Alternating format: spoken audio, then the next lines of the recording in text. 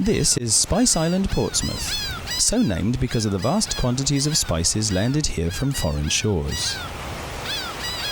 And this is where most of them came from, the romantic spice island of the Caribbean, Grenada. Actually part of a 3-island group, along with Carriacou and Petit Martinique, Grenada has long been regarded as one of the jewels of the Caribbean.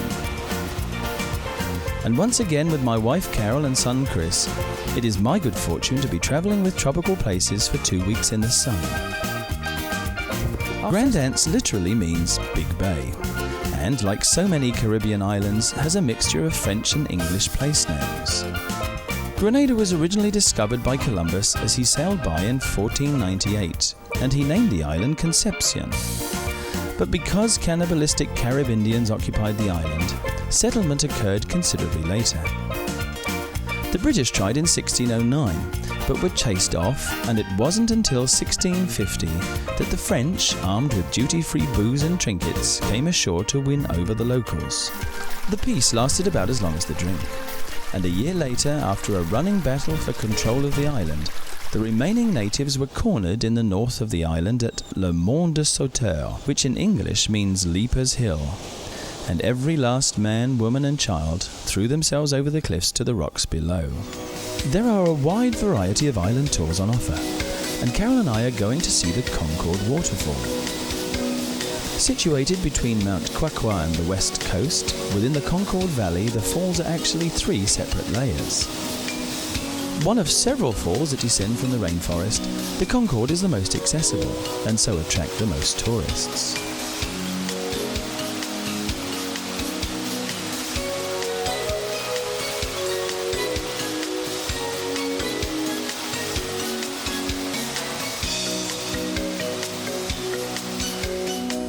We've come to the Spice Factory, an original set of buildings where various spices are produced by hand before distribution. These sheds are used to dry and store the leaves and nuts, and visitors are encouraged to come and see how spices are obtained.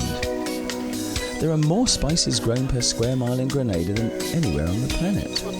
Cloves, mace, cinnamon, cocoa and ginger among them, but by far the most abundant is nutmeg, and Grenada produces 1/3 of the world's supply, and it is the island's biggest export. The nutmeg actually yields 3 crops. The outer mace, which covers the nutmeg, is revealed when the kernel is split open, and after a thorough washing to remove any impurities, is left to dry in the sun, before being sorted by hand into 1st, 2nd and 3rd grades.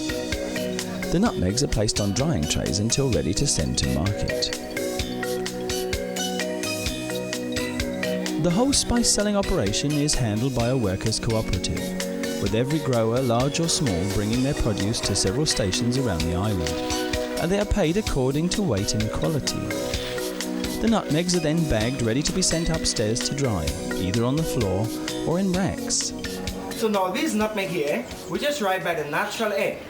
So we use a wooden rake so we can turn it around so then the air can pass through and keep it drying. After it's properly dried, then remove it from the racks, place it into the sacks and carry it to the machine to remove the salted shells. The mace is stored in large bins ready for distribution. Once the machine has cracked the shells, workers downstairs finish the shelling by hand. Eco-tours operate from Grand Anse Beach, and they've undertaken to educate the local fishermen to try and conserve the turtle, as its numbers are diminishing alarmingly.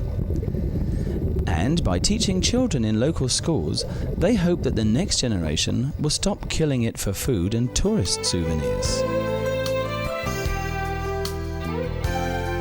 But it is their eco-hikes we are trying today. So, guided by Steve, we set off to visit the Seven Sisters Waterfall. It's quite a moderate hike through a deep valley, but well worth the exertion.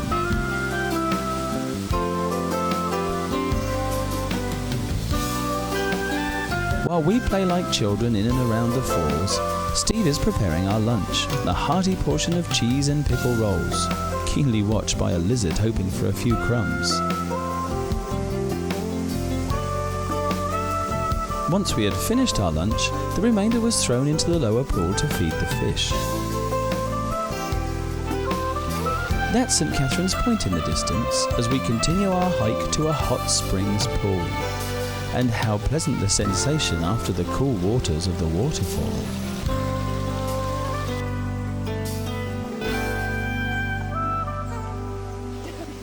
Spice Island Dive, run by Carol, Paul and Bert, took Chris under their wing so he could take his dive master's course.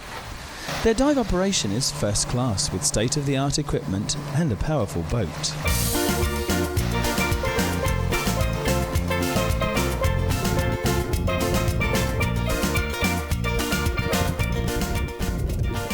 As with all dive operations on the island, their services do not come as a package with the hotels, and an average dive costs around £20. Grenada offers a wealth of dive sites from novice to expert, and many people come here just to sample the underwater experience.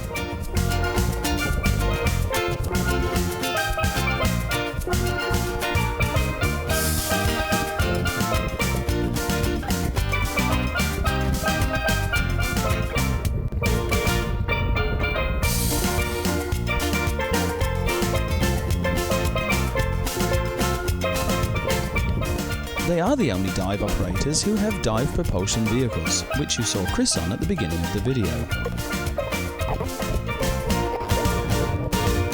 Because of the 4-hour time difference between the Caribbean and England, I find that I am always up in time to watch the sunrise pulling itself skyward on the far horizon.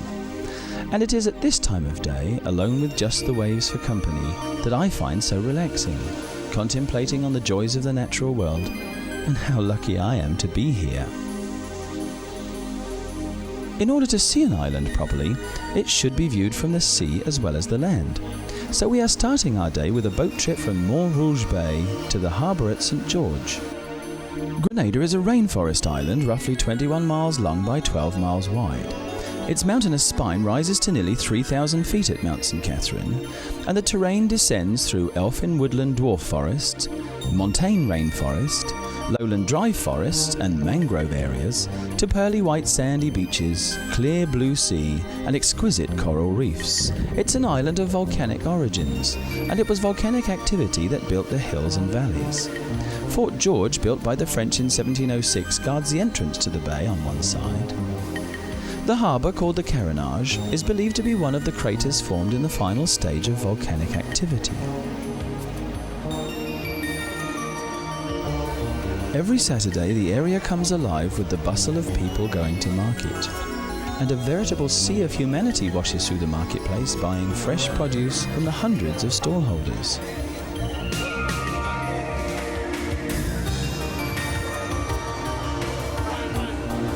These are the original Spice Girls, selling spices in packed form or as necklaces, and who could resist them?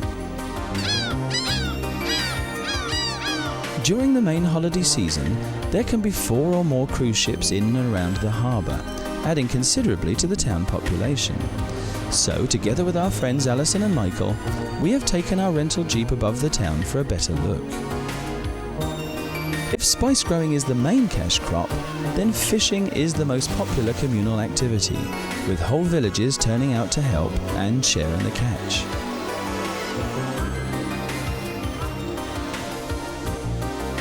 And of course it wouldn't be a Caribbean island without cricket. And with this kind of team I could get to like the sport. We are making our way to see the many bays and inlets towards the south of the island. Grenada is divided up into 6 parishes, and we are still in St George's.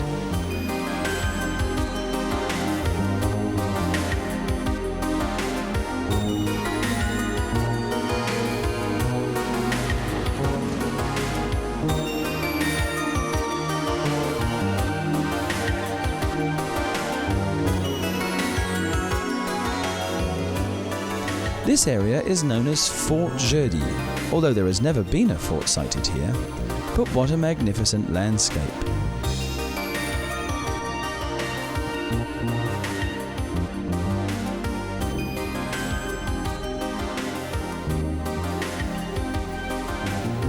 No visit to Grenada would be complete without a tour of the River Antoine Rum Factory, not because of the alcohol itself, but because of the fascinating process involved.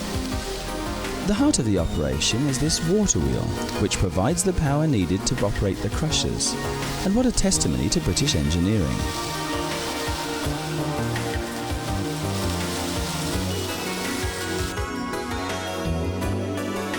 The sugarcane is cut by hand from the fields and then brought to the factory.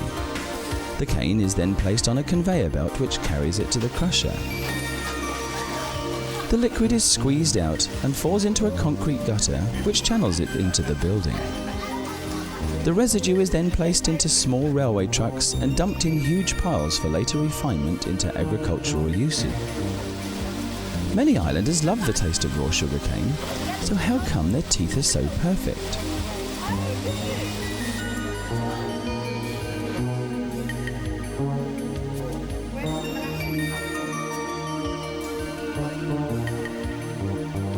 Once inside the factory, the liquid goes through a boiling and refining process.